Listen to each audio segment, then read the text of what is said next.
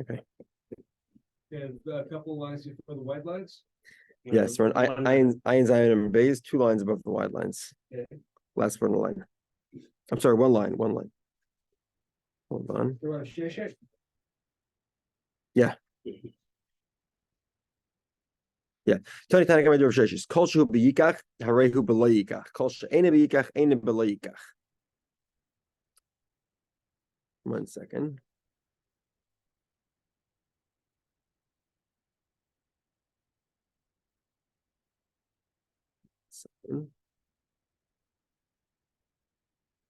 Okay, so in other words, the in terms of making a halola, you have to be able to marry her.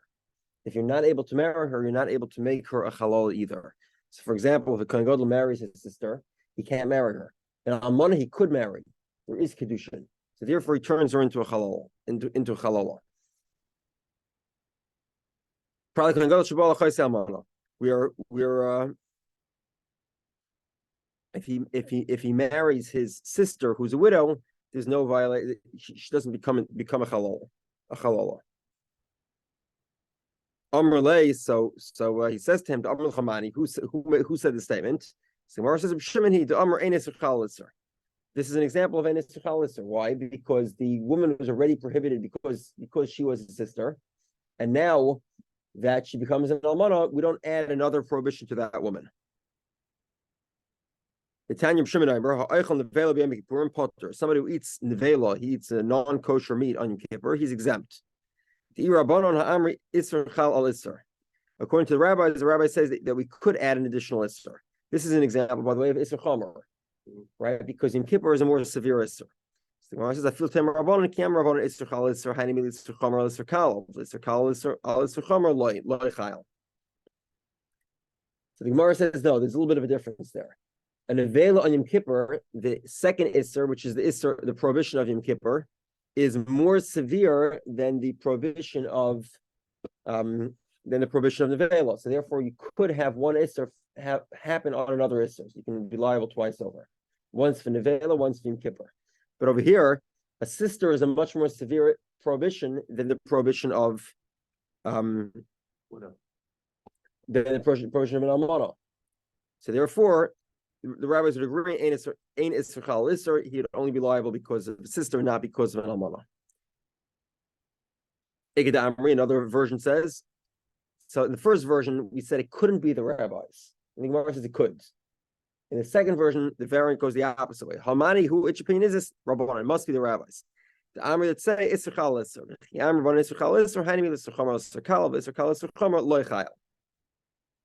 The rabbis say when can you have two isurim, one on top of another, specifically a severe one on top of a less severe one, but a less severe one on top of a severe one, that does not work.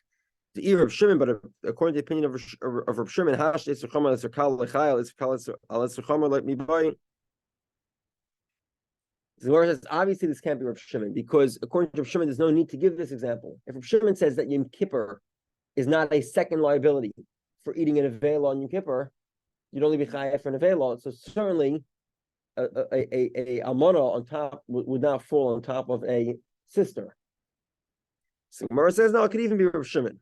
Maybe the prohibition of kahuna is different. Kamash Malon. That's what the Bryce is saying, that it's still you still don't have two prohibitions. Why is Isser Kahuna different? Because Isser Kahuna in general is to a what's permitted to a regular Jew is prohibited to a Kohen. So because of that, maybe we would say Isser Chal Isser, Kamash Malonat. Amr Rav Papa Labaya. Rav Papa says to Abaya, Yisrael who marries his sister, Zoyna Mashvila. So that is a prohibited relationship, and she gets the status of a Zoyna. A Zoyna is prohibited to marry a Kohen. But here's the second question, which is Chalola Mashvila or Loy Mashvila. Because there is a prohibition between the Jew marrying his sister, does he also turn her into a Chalola or not?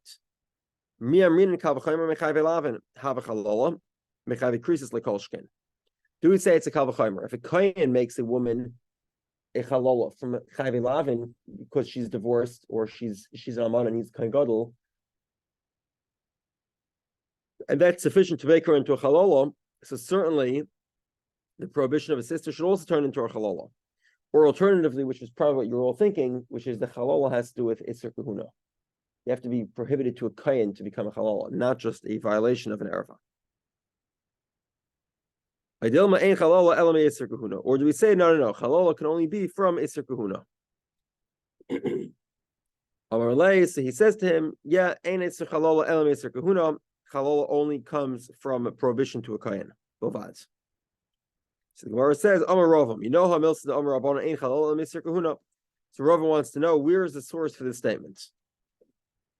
That only a kayin can make a halalah. Tanya, we learned Yomar Grusha b'kayin gadol. The Tesiv Kalachayim b'kayin hedyet. There'd be no need to write. Okay, so in other words, what's a kayin gadol prohibited in?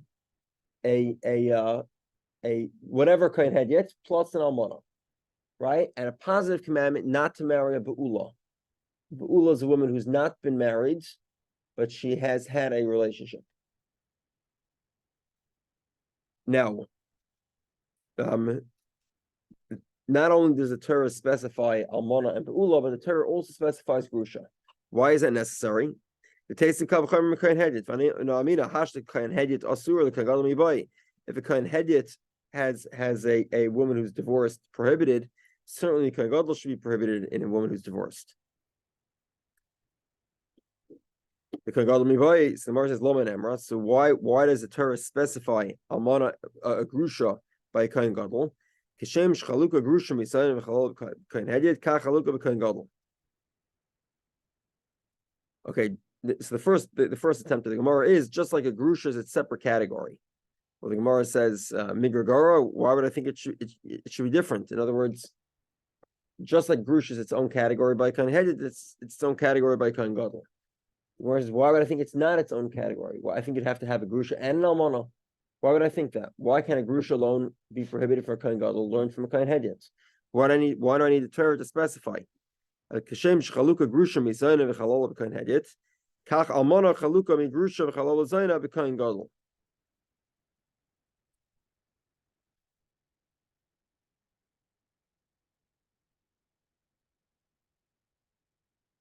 Okay, so in other words, just like there's three categories by kain hedyet, chalola, grusha, and zayna, so too with regards to a kain gadol. So what does that mean? The Gemara explains. Lama nemra. Ein chalola ela miser kahuna. What that teaches us is that a chalola is a unique feature to kahuna. Chalola nemra ein chalola miser kahuna. Only a kain can make a woman a chalola. Zayna lama nemra. What's unique about zayna? Nemar kan zayna nemar lahalan zayna ma kan zaray chulin af lahalan zaray chulin. The child of a zayna becomes chalolim. 1 second. Did you say that there were any charts about any of this stuff available? Yes, I should add to that. I promised to send out a chart, and I looked on Daf Yomi and did not have anything, which was quite surprising. Maybe we should have. I actually meant to say that yesterday. Maybe we should have contracted with AAA or something, and got one of their maps made. Yeah.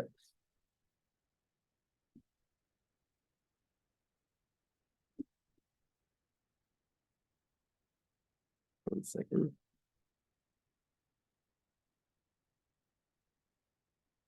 Well, I do know. Okay. Whenever driving in Mexico City, I'm taking you alone to read the map, because driving in Mexico City, you are the one person who could actually follow all that stuff. Oh, okay. So nobody follows the rules there anyway. Well, reading a map. Yeah. Anyway, okay. So basically, the idea here is as follows. Why does the Torah repeat itself? Why is Chalol Grusha Zayna repeated? The answer is as follows. Grusha tells me you're chayav multiple times. Like we said it before, if we have a scenario where a person was what happened? They became a Grusha, then an Almana, then a Chalola, and then a Zayna. You're liable 4 times. That's what we learned from Grusha. What we learned from Chalola is a unique feature to Kohanim. Only a Kohen can make a Chalola. And we learned from a Zayna is that the child of a Zayna is a Chalola or a Chalola. Okay. Now, based on this idea that only a Kohen can make a Chalola or a Chalola, Amr Rashi says, very interesting. He'll go Kohen Habal Achaisi. You have a kohen who marries his sister. He has a relationship with his sister. So what happens? Zayna mashvila. She has had a prohibited relationship, therefore she becomes a zayna. However, chalola loy mashvila. She's not a chalola. Why not? Because there was nothing unique about a kohen in this relationship. This was a prohibited relationship for everybody. Nothing unique about a kohen, and therefore she's not a chalola. Chazer bala, but if he has a second relationship, asa chalola, so then there's a violation of the laws of zayna, which is unique to a kohen, and in that case she becomes a chalola. She's a very okay. So in other words, not only is the concept of chalola only created by in other words, a woman who was previously kosher becoming a chalola is not only a concept that needs to be done by a kohen, but it has to be done because of the kahuna restriction. So if a kohen marries a sister, because that restriction is sort of common to everybody, so therefore she does not become a chalola. She does become a zayna, obviously, it's still prohibited to a kohen, and then it becomes chalola the second time. Rabbi Yehudah. Rabbi Yehudah says, "Kan gadol ba'almana like a shtayim." A kan gadol who marries an almana gets malchus twice. Achas mishum le'yikach v'achas mishum le'echal. Once because the Torah says don't marry a almana, and the second time because the Torah says if you do marry, you don't marry so that your children will not become a chalol. I.e., if you do get married and you make your children chalolim, so that's a violation of lo yechal. Don't do something that could turn your kids into chalolim. So there's two prohibitions. So now the lo yechal that we're referring to here is not just the children, but it's also the woman herself, because we said lo yechal means two things. Lo yechal means the woman becomes a chalola and the children. So Gemara says v'lo kenami mishum lo yechal zari. Let him also get malchus because of lo yechal zari, because he could make his children into chalolim. So Gemara says b'shaloi gomer b'yasai. The act of intercourse that he engaged in did not end with an ejaculation of seed, so therefore he couldn't. He could not impregnate her, and therefore there's no violation of the potential children being chalolim. Okay, Masav Rava. So Rava goes to our Mishnah. I'm sorry. No, this is a Mishnah in Makkos. Almana ugrusha, like mishum shnei shemes. If a person marries, if a kohen gadol marries a woman who's both an almana and a grusha, divorced and widowed. So like mishum shnei shemes, she gets malchus twice. He gets malchus twice. Once for an almana, once for grusha. So Gemara says, "My lav shnei shemes v'sulai." It's only 2 times malchus. According to our Gemara, it should actually be 4 times malchus for each. Right. So for the almana, he gets twice. Once for marrying an almana, once for lo yechal, and the same thing for the grusha. So Gemara says, "Lo shnei shemes al zeh, shnei shemes al zeh." You get 4 times actually, 2 on each one. If that's the case, emes seifa. Grusha v'chalutza ein chayav ala achas.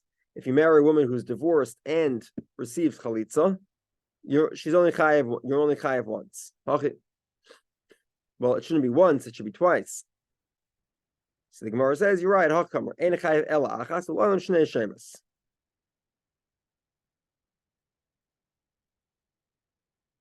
You only get malchus for one of those prohibitions, grusha and chalutza, but actually for marrying a grusha, you get whipped twice. So there is 2 times. So the Gemara says, hold on a second. So why don't you get malchus for grusha and chalutza? The answer is chalutza is derabanan, it's rabbinical. So the Gemara asks, for chalutza derabanan, is chalutza rabbinical? Vatanya we learn grusha ain't the grusha. Torah speaks about a divorced woman. Chalutza minai, and how do we know if the woman had chalitza? She's in the same category. Talmud Leimer v'isha. V'isha means and a woman who's a grusha. What is the v'isha and a woman? Who's that coming to include? It's coming to include a chalutza. So clearly, chalutza is included in the verse. The Gemara says midrabanan. It's rabbinical. V'kros machta b'alma. And the verse is just an additional support, but it's not actually a full-fledged derivation. Okay. Together? Okay, and a little bit of change of topic. Very, very interesting debate here. Amar Abaya, Kiddush loika, Baal loika.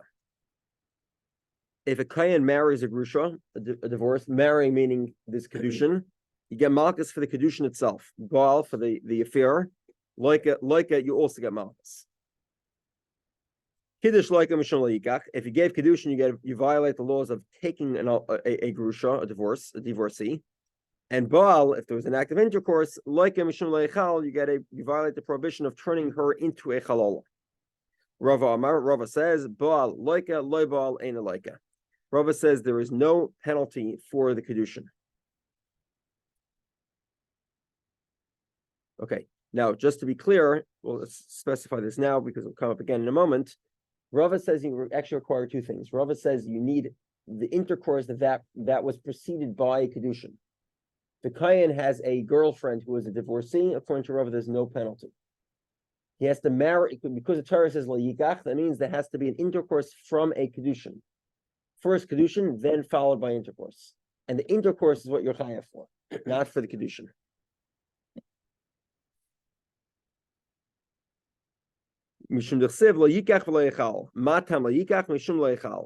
Why shouldn't you marry her? Because you're going to violate her in the sense that she becomes a chalala.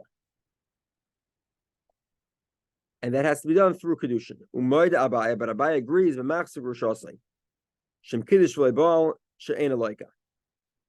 there's a prohibition for a Yisrael to remarry his own divorcee after she has previously married another man.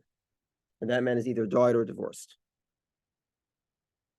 Now, a question, according to Abaya says, I agree that in that scenario,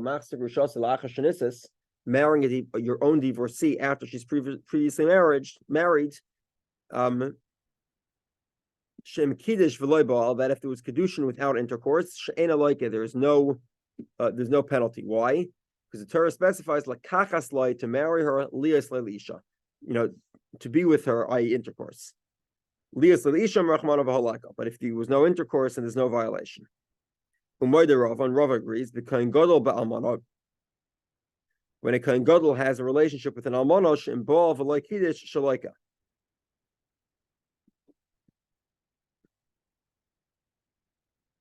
One second.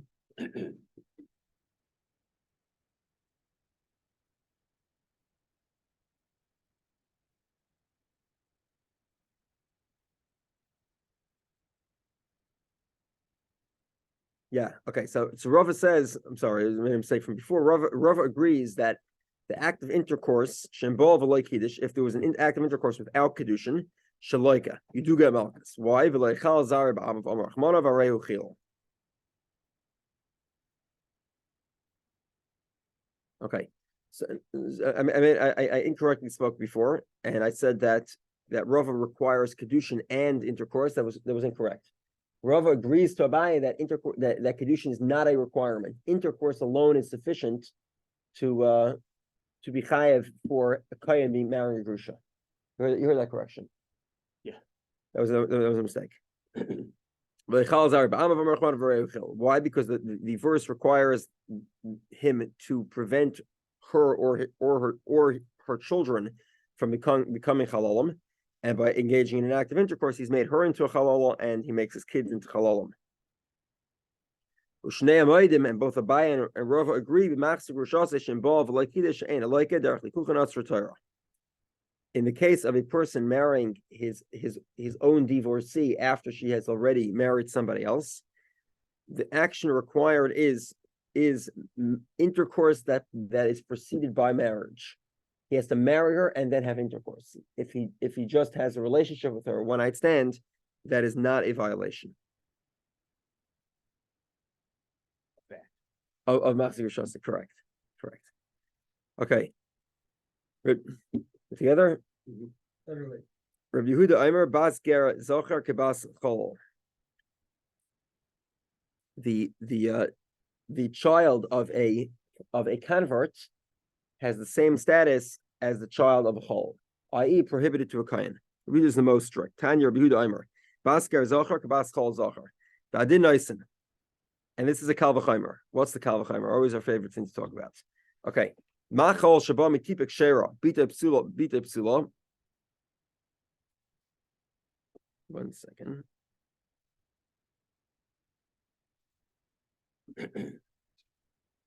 A chol comes from a woman who's otherwise kosher. She's otherwise a regular Jew, and yet her daughter is invalid.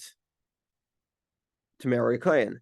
Ger sheba metipa psula, however, a convert who in other words, who was started off as a non-Jew, ein adin shebita psula. It certainly should be the case that his daughter is not kosher. So the Gemara says, hold on, malachol she'en yitzirasi ba'avera. This is a big difference. A chol was conceived in sin. However, the daughter of a convert was not conceived in sin. There's nothing wrong with a convert getting married. There's no sin there. Samar is the case, and this type of the Gemara sort of switches near to what we call a joint kav chaymer, also known as tzad hashava sheben. So, in other words, we find a common denominator between two different laws.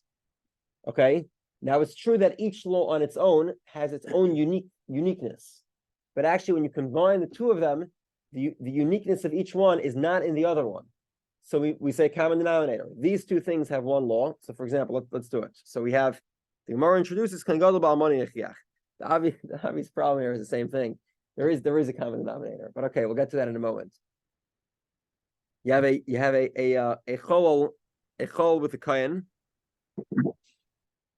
I'm sorry. No, you have the daughter of a chol, right? The daughter of a chol. Okay, the chol potentially was conceived in sin, but not necessarily so, because the chol himself could have been the child of somebody who was conceived in sin. Right? So it could be the grandson of someone who's conceived in sin, which is fine. So you have a chol, the daughter of a chol, and we also have the daughter of an almana to a kohen gadol. What are them? What's the feature of both of them? They're basically can't marry kohanim. Okay, so there's a restriction, and that in other words, they can't marry whoever they please, and that restriction specifically relates to kohanim. So too, a ger can't marry whoever he pleases, can't marry a kohen. So therefore, his children can't marry kohanim either. And now the question is there something common between both chol and an almana to a kohen gadol? The daughter of a chol to the daughter of an almana to a kohen gadol. Okay, we'll explain. So the Gemara says, kohen gadol ba'almana yechiach. A kohen gadol who marries an almana, a widow, will make the point. She'en yitzirasi ba'avera. Okay, the widow herself, it was not conceived in sin, and yet bita psula, her daughter is invalid to a kohen. Okay, in other words, the chol starts off with conception in sin. Why? Because his father or grandfather was conceived in sin. However, the mother of the almana who marries the kohen gadol, the widow, was not conceived in sin. She was kosher.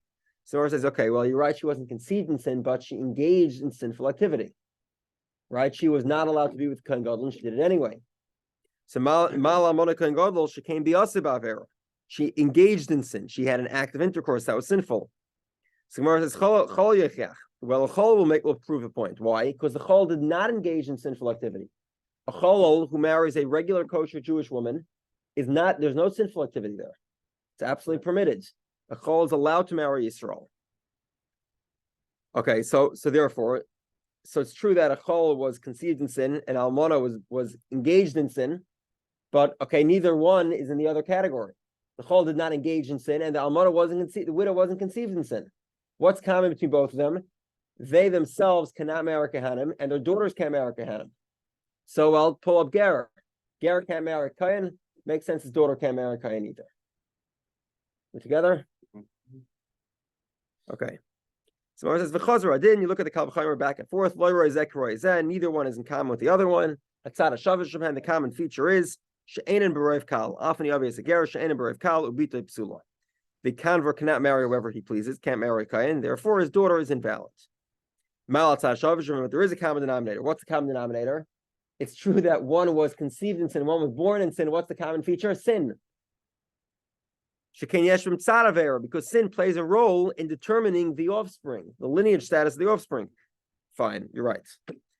Okay, take that back. You're right. The kohen gadol is not the proof. First generation Mitzri. Okay, first generation Mitzri can't marry a lot of Jews, right? And his daughter can't either marry Jews. By the way, his marriage to a Mitzri Sheni is absolutely permitted. Right? No sin there. There's no sin with him converting. He's allowed to convert. He's allowed to marry a Mitzri Rishon. So the Gemara says, "Mala Mitzri Rishon ain't a royal love of a kahal." Well, 1 second. But a Mitzri Rishon has another problem. He's far worse off than a chol. He can't marry anybody. He can't marry anybody who's part of the congregation. So Mar says, you're right. Chol yichya. Well, Chol could marry, and yet his daughter was also possible for kahuna. The Chazar did. Loyra Zechariah is that. Hatzad Shevashaben. The common denominator is She'ena Berev Kal. They can't marry whoever they please. Ubite Psula, and their daughters can't marry Kehanim. Afani Yavi Sager She'ena Berev Kal Ubite Psula. So I'll include a convert as well that he cannot marry whoever he pleases, and his daughter is invalid to a kohen. Gemara says, hold on a second. Okay. What's interesting here, a very interesting feature of this Tzadashavish, right? Because the Chol's daughter can't marry Kohen, and the Mitzvah's daughter can't marry Kohen, and she also can't marry anybody else, right? It's not just the Kohen that's problematic to her. The daughter of a Mitzvah Rishon can't marry anybody, but she also can't marry Kohen. So she could be included in the Tzadashavish. Okay, so why is this not valid? Malat Tzadashavish, she came Psulan, Paislin, Bibi Alsan. The problem with this Tzadashavish is that, one second. Okay, which is as follows. If a Kayan marries, these women, if a man in an equivalent position, let's say a Mitzvah Rishon or a Cholol, who marries a woman who is otherwise kosher to marry a Kayan, that woman can no longer marry a Kayan. Either because she was with a Cholol, or because she was she basically becomes a Zayna by either marrying a Cholol or by marrying a Mitzvah Rishon, which is a violation of the law. So Mara says, however, to the contrary, a woman who has a relationship with a convert is not in this category. She's still permitted to marry a Kohen. Now, Rabbi Yehudah says, you're right, from this Tzadashavish, what do I learn? That a convert who has a relationship with with a woman, that woman cannot marry a Kohen either. So Rabbi Yehudah actually learns two things in the Tzadashavish. Number one, the child is a Kollel. The child of a ger of convert is a Kollel, is not able to marry into the convert, is not able to marry a Kohen. And number two, that a convert that has a relationship with a woman, that woman can no longer marry a Kohen. Okay. Okay. Rabbi Eliezer ben Yaakov says that. One second. Okay. Rabbi Eliezer ben Yaakov says as follows: if a convert marries a Jewish woman, or a female convert marries a Jewish man, child can marry a Kohen. It's only if a convert marries a convert, the child cannot marry a Kohen. We'll see there are four opinions here. Tanya, we learned. Okay, let's just summarize them briefly here. Okay, one second. Okay. Okay, let's start with the most lenient opinion. The most lenient opinion is that not only is the opinion of Rav Shimon. Rav Shimon says the reason why a convert cannot marry a Kohen is because there's a suspicion of being a Zionist status. I.e., before she converted, she had a relationship with a non-Jew, and therefore she's a Zionist and can't marry a Kohen. The only instance where a convert can marry a Kohen is if she converted before the age of 3 years old, in which case she would have been Jewish when she becomes a virgin, which is at the age of 3. The second opinion is the opinion of this would be Rabbi Yossi. Rabbi Yossi says that a convert who marries a convert, the child is allowed to marry a Kohen. Converts themselves can marry Kohanim. Their children could marry Kohanim. That's the opinion of Rabbi Yossi. Next opinion is the opinion of Rabbi Dovid Yehudah. If a convert marries a Jew or a Jew marries a convert, either side is male or female, is Jewish, child can marry a Kohen. Two converts get married, child cannot marry a Kohen. And the most stringent opinion is the opinion of Rabbi Yehudah. Yehudah says that the child of a convert cannot marry a Kohen, whether it's the male or the female side. I go that route. That's going one more link in the long headache of trying to figure out who's who. We'll get to that. I believe Gemara Paskins gives a final ruling in halacha here. So let's go through it. Tanya, Rav Shimon Yechai says, a convert under the age of 3 is kosher to marry a Kohen.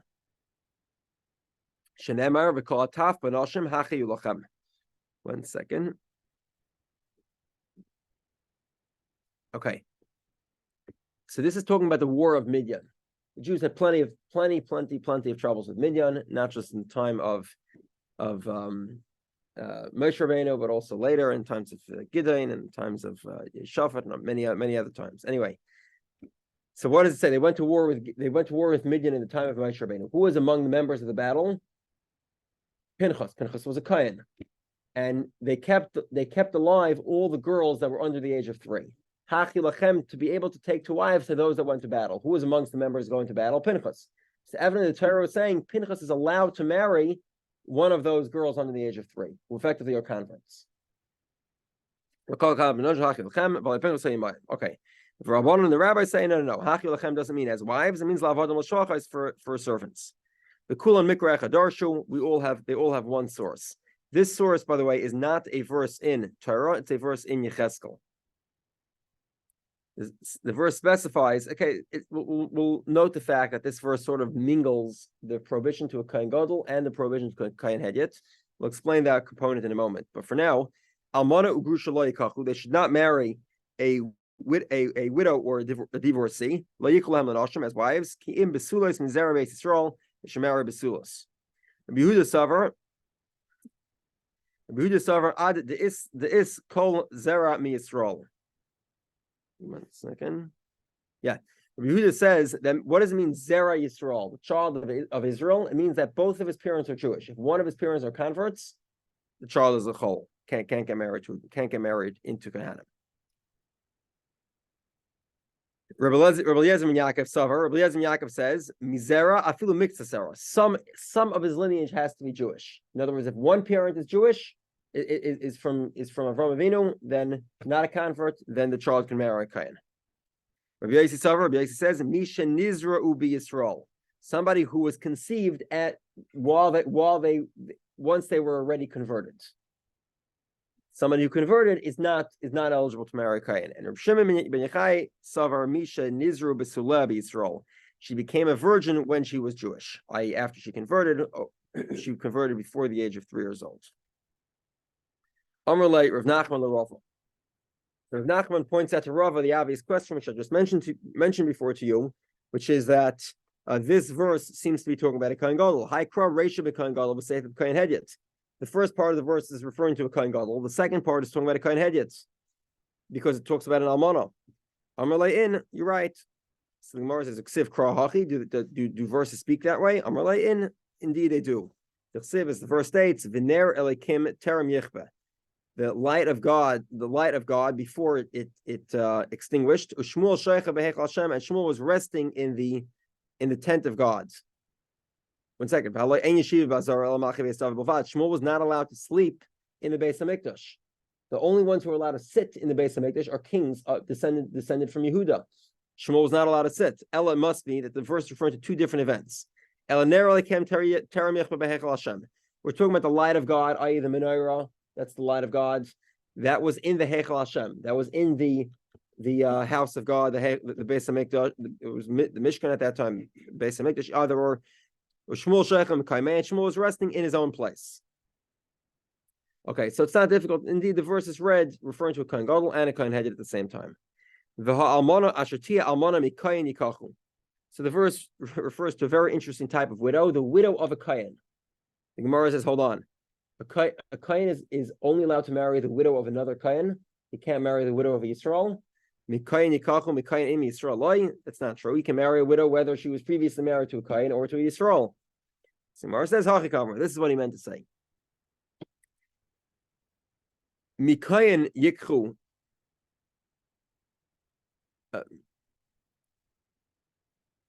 Okay, in other words, if she was an almana, then a Kohen can take her.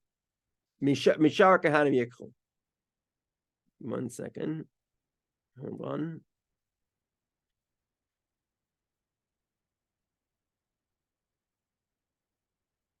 Okay. In other words, the verse is read, if she was an almana, then regular kahanim are able to take her. A kayan mishar kahanim from amongst the regular kahanim, not a kayan gadol, yikchu, they can marry her.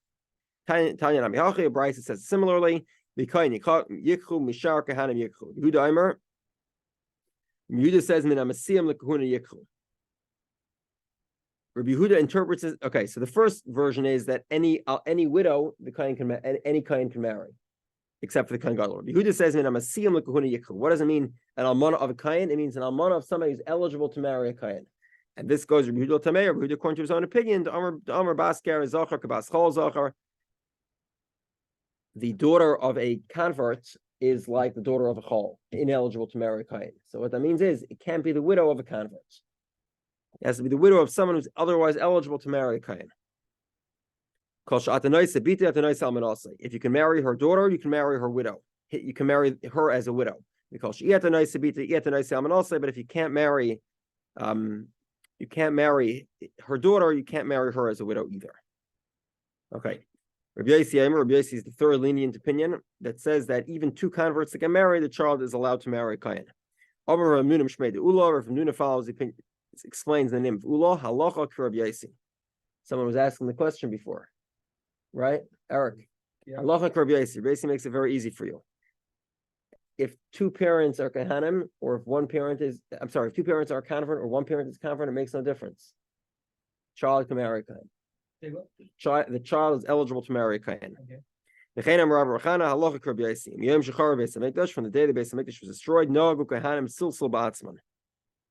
However, from the day the temple was destroyed, the Kohanim have refrained from marrying the daughters of a kohen. They have, as a custom, they refrain from doing so. If the child was born from two converts, they would not marry. They would not marry her. I'm sorry. Say why? Rabbi Eliezer ben Yaakov, like the opinion of Rabbi Eliezer ben Yaakov, they started being machmer. I guess it was to try to keep the integrity of the kahuna. Amr of Nachman, Amr lihuna, Huna has told me, Bo limlach, if they come to ask us, Myra like Rabbi Eliezer ben Yaakov, we tell them to avoid the child of two converts, only marry the child of one convert, and the other one was a Jewish parent. However, Nasa, if they got married already, once they got married, we don't remove them, like the opinion of Rabbi Yossi. Okay, let's continue. Somebody says his son is a mamzer. He's not believed. Even if both the father and the mother say he was a mamzer, he's not believed.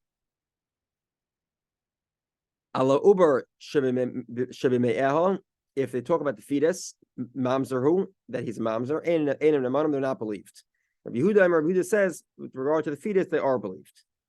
Okay. The Gemara says, the Gemara says, what does it mean, even if they both agree? So the Gemara says, even if they both agree, meaning both the father and the mother testify the child is a mamzer. The Gemara says,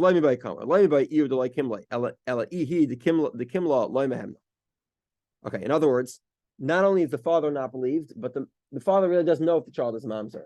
It's the mother who would know. Certainly, right? The mother's testimony is certain. She knows whether the child is a mamzer or not. Or at least she might know for certainty. She isn't either believed.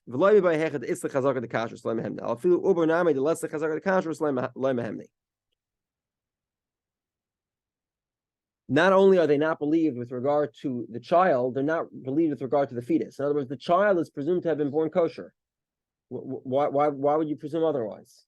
Nobody caused any doubt to be raised. But the fetus, we have no presumption of kosher status. The fetus isn't born yet, and yet even with regard to a fetus as well, we don't believe them either. We do not treat a child as a mamzer. Okay. Next Gemara, Rabbi Yehudah says the father is believed about the fetus. Keditanya, we learned Yakir, the father will recognize the adult child. Yakirenu lacherim, he will recognize the oldest child, the b'char. Mikanam Rabbi Yehudah says from here we see Neman Adam Leimer Zebeni b'char. A person is believed to say, this is my firstborn son. B'shem sheneman Adam Leimer Zebeni b'char. Just like he's believed to say this is his firstborn son. Kach Neman Adam Leimer Zeben Grusha v'Zeben Chalutza. This child is a chol. And the rabbis say, he's not believed to say a child is a chol. Amrli Rav Nachman Yitzchak the Rav. So Rav Nachman Yitzchak says to Rav, Bishlem Rav Yehudah Hainu said Yakir. According to Rabbi Yehudah, I understand why the Torah tells me that the father is believed, because the father is believed even to say something, to say that his child is a chol, for example.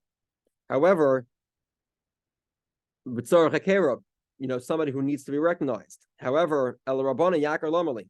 According to the rabbis, why does the Torah need to tell me that the father is believed to say his son is Bechar. Is a Bechar. Obviously, you could see who the Bechar is. So Gemara says, no, we don't know who the Bechar is. It's Tzarech Kera. It needs to be identified. So Gemara says, hold on a second. Why does the Bechar need to be identified? Because he gets a double portion of the inheritance. Lost like Pishnayim, to give him twice. Double portion. Shito, Lama Likra, Migudi by Misfale Matana, Milayavle Benachasam, Milayavle. Why do I need a verse to tell me that he's kosher? And the father is believed to say who the firstborn child is. The father is believed anyway, because he could gift him double portion. So if he can gift him double portion, he can identify who gets the double portion. So why does he need a Torah supported testimony? The Torah believes him. Why does he need to be believed? He doesn't need to be believed. He just has the ability to give him the money anyway. So the Gemara says, with assets that he gets afterwards. So he couldn't give those assets because those assets were davar shaloi b'olam at the time he makes the statement. And yet the Torah says, okay, he's believed, and any money he gets in the future also goes to that child as part of his firstborn share. Simar says, well, according to Rameir, that says you could give assets that are davar shaloi b'olam, so the father could effectively give his son all his future assets. So that's why he's believed to say he's a bechar. Why does he need to testify?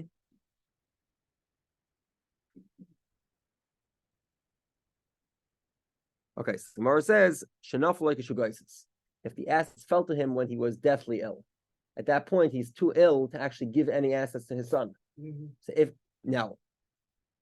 So that's why we need a statement to say that if he says his son is a bechar, he'll get from those assets, even if he wasn't given them directly. Great thing.